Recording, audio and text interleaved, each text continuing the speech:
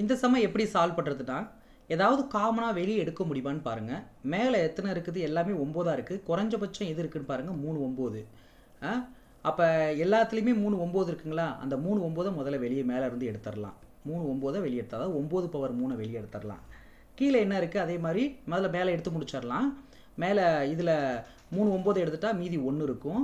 இதில் எடுத்துட்டா 3 9 போச்சுன்னா 1 9 தான் இருக்கும். அடுத்தது இதில் எடுத்துட்டா 2 9 மீதி இருக்கும். அடுத்தது இதில் 3 9 இருக்கும், 9 பவர் 3. அடுத்து இதில் எடுத்துட்டா 4 9 மீதி இருக்கும். அதே மாதிரி கீழே எடுத்துடலாமா? கீழே என்ன காமனாக இருக்குது? ஒரு 9 வெளியே எடுத்துடலாம்.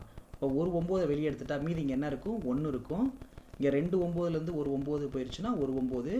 அடுத்து இதில் 9 வெளியே எடுத்துட்டா ஒரு 9 எடுத்துட்டா 9 பவர் ஸ்கொயர் 9 ஸ்கொயர்.